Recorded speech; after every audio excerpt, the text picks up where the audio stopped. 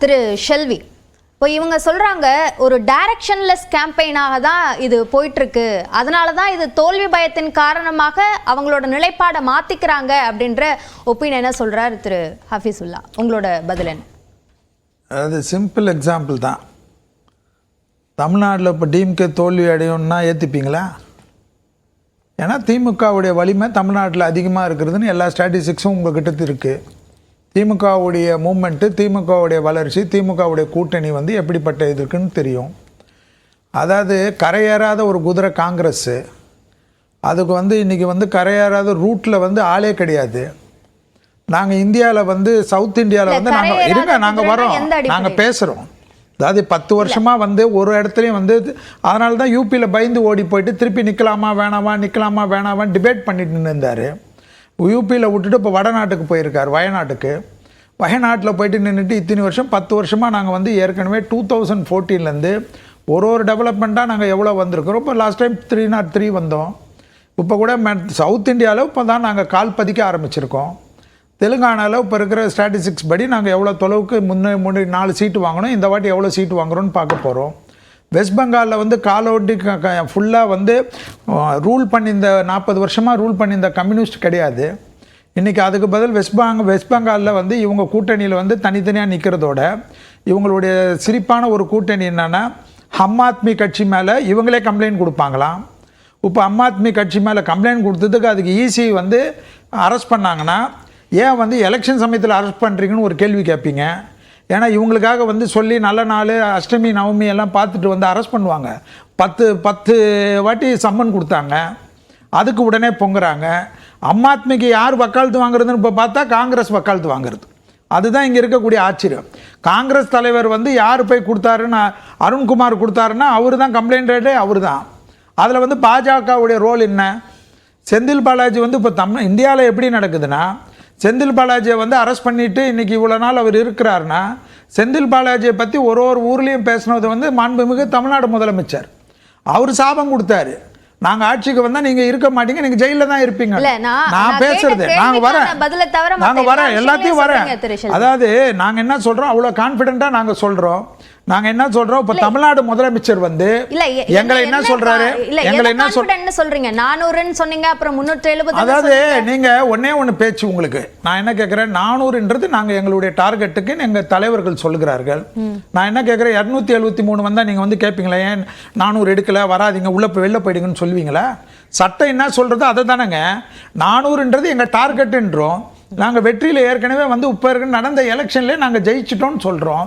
அது வந்து எங்களுடைய அமித்ஷாஜி சொல்றாரு. இந்த தேர்தல் அறிவிக்கிறதுக்கு முன்னாடியே எங்களோட டார்கெட் 400 தான் அப்படின்னு சொல்லிட்டா 401 வாங்கினா போனஸ்னு எடுத்துக்கலாம். ஆனா 273க்கு மேல வர்றதெல்லாம் போனஸ் அப்படின்னு எப்படி? 273 இல்ல 200 சட்டம் என்ன சொல்றதுன்னு மட்டும்தான் பேச்சு. 400ன்றது அரசியல்ல நாங்க சொல்லக்கூடிய விஷயம். எங்களுடைய கட்சிக்கு வந்து 400 சீட்டு நாங்க டார்கெட் பண்றது மேடை பரப்புரை மட்டும், மேடை பரப்புரைன்னு இல்லை, அதுதான் எங்க டார்கெட்டா நாங்க கொண்டு போறோம். எங்களுடைய இப்போ பொட்டி வந்து ஜூன் 4 தான் திறக்குது. நான் என்ன கேட்குறேன், நியூஸ் 18 வந்து திறந்துட்டாங்க இப்போ பொட்டியை. ஜூன் 4ஆம் தேதி திறக்கிறச்சு அது 400, 402, 405, 350 பார்க்கலாம். டார்கெட் வச்சப்போ பாஜக முன்னாடியே பொட்டி திறந்துட்டாங்கன்னு எப்படி? இல்லை, எங்களுடைய டார்கெட்னா எங்களுடைய மக்களுக்கு நாங்கள் சொல்கிறோம், மக்களுக்கு, இந்திய மக்களுக்கு நாங்கள் சொல்கிறோம், எங்களுடைய டார்கெட்டு 400க்கு நாங்கள் கொண்டு போகிறோன்றோம். அது சொல்லக்கூடாது, ஏதாவது சட்டம் சொல்லுதுன்னா எனக்கு ஏதாவது ஐபிசி கொடுங்க. இல்ல யாரும் சொல்லல, ஏன் வந்து அந்த டார்கெட் 303ல இறங்கிடுச்சா மாறிடுச்சான்னு கேக்குறேன்.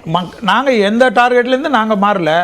ஏற்கனவே இப்போ வந்ததுலேயே நாங்கள் வந்து 270 கிராஸ் பண்ணிட்டோம்னு எங்கள் தலைவர் சொல்லிட்டாரு.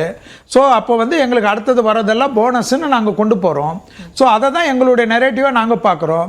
ஏற்கனவே எங்களுடைய தலைவர்களுக்கு அவங்களுக்குன்னு ஒரு ஸ்ட்ராட்டஜிக்ஸ் இருக்கும். நீங்களே எவ்வளோ சர்வே எடுக்கிறீங்க, ரூலிங்கில் இருக்கக்கூடியவங்க, அவங்க எடுக்கக்கூடிய சர்வேல அவங்களுக்கு ஒரு நம்பிக்கை வந்திருக்கு. அதனால தான் நாங்கள் எடுத்துட்டோன்றோம்.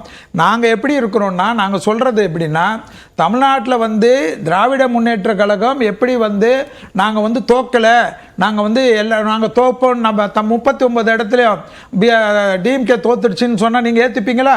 அதுபோல் இந்தியா லெவலில் சவுத் இந்தியாவை தவிர ஃபுல்லாக மற்ற எல்லா ஏரியாலையும் வீரமிக்கோட இதே அளவுக்கு எப்படி திராவிட முன்னேற்ற கழகம் தமிழ்நாட்டில் இருக்குதோ அதோட அதிகமான லெவலில் எங்களுடைய தொண்டர்களிலிருந்து எங்களுடைய ஆர்கனைசேஷனுடைய அமைப்பு வந்து மிக வலிமையாக இருக்கிறதுனால நாங்க ஜெயிக்க போறோம். அதான் அந்த வலிமையா இருக்குன்னு நீங்க சொல்றீங்க இல்லையா? ஆமா. முதற்கட்ட தேர்தல் அப்போ 400ன்னு சொன்ன எண்ணிக்கை 4 கட்ட தேர்தல் முடிஞ்சதுக்கு அப்புறம் அதிகமா தானே சொல்லணும். ஏன் அது குறையுதுன்றதுதான் யார் குறைச்சப்போ யார் குறைச்சி சொன்னாங்க? யாரா எங்க தலைவர்கள் சொன்னாருங்களா? 270க்கு மேல போனா போனஸ்னா அப்ப எந்த அடிப்படையில சொல்றீங்க? இல்ல 272 தானங்க உங்களுக்கு வந்து இருக்கக்கூடியது. 543ல 272 தானே அதனுடைய ஸ்டிக்மா. அதுக்கு மேல வந்தாவே எதுவா இருந்தாலும் வெற்றியுடைய அறிகுறி தானே. நான் என்ன சொல்றேன், 400 வருதா இல்லையான்றது ஜூன் 4க்கு மேல போங்க. எங்களுடைய டார்கெட், எங்க தலைவர்களுடைய டார்கெட் வந்து ஏற்கனவே 303 நாங்க வந்துட்டோம். இப்போ அடுத்த டார்கெட் நாங்க 400க்குன்னு வரோம். அந்த 400 வந்து நாங்க எடுக்கிறோமா இல்லையான்றது எப்ப பார்க்கணும்? நீங்க ஜூன் 4ஆம் தேதிக்கு நீங்க இப்ப என்ன கணக்குனா, நான் கேட்கறது ஒரே ஒரு விஷயம் தான். 400ன்னு எங்க தலைவர்கள் சொன்னாருங்க. ஸோ 399னா நீங்க ஆட்சி கொடுக்க மாட்டீங்களா? எனக்கு பதில் சொல்லுங்க அதுக்கு. அப்படி இல்ல, அததான் நாங்க பேசுறோம். எங்க தலைவர்கள் எங்களுக்கு சொல்றாங்க 400. ஒண்ணுங்க, ஒரு படிக்கக்கூடிய மாணவன் ஒருத்தர் வந்து படிக்கிறாரு, அம்மா நான் வந்து 90% எடுப்பேன்றாரு. அதுக்காக வந்து அவன் வந்து ஒரு 2 மார்க் கம்மி ஆயிட்டாங்கன்னா அவன் வந்து 90% எடுப்பேன். இல்ல சார், அது ஒரு மாணவர் சொல்றதுக்கும் ஒரு பொலிட்டிக்கல் பார்ட்டி சொல்றதுக்கும் வித்தியாசம். இப்போ எங்களுது பார்ட்டி வந்து நாங்க 400 சொல்றதுனால இப்போ உங்க கதை எப்படி போகுதுன்னா, 400க்கு கம்மியா எடுத்தா நாங்க ஒத்துக்க மாட்டோம்ன்றது எப்படி, எந்த விதத்துல? நாங்க எப்ப சார் சொன்னா ஒத்துக்க அப்படிதானே நீங்க இப்ப கேள்வி வந்து நாங்க வந்து இந்தியா ஃபுல்லும் ஜூன் 4ஆம் தேதி பொட்டி திறக்கட்டும்.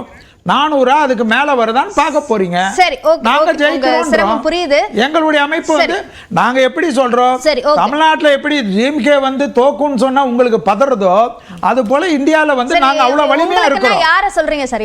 யார் திமுக பேசுறவங்களுக்கு சொல்றேன். இப்ப ஆமா 39 ஏங்க 39 சீட்டுக்கு நாங்க எடுப்போம்னு சொன்னா ஒத்துப்பீங்களா? நீ உங்களுக்கு உரிமை இருக்குங்க, நீங்க பேசுங்க. நான் எதுவும் சொல்லல. நான் பேசுறேன், நீங்க பேசாதீங்க. நான் பேசுறேன், நான் பேசல. முடிஞ்சிச்சு சார். உங்க நேரம் முடிஞ்சிச்சு. அவர் சொன்னதுக்கு அப்புறம் தான் நான் பேசுறேன். எனக்கு ஒரே ஒரு குறுக்கீடு. அண்ணன் சொன்னார். இல்ல ஒரே ஒரு குறுக்கீடு.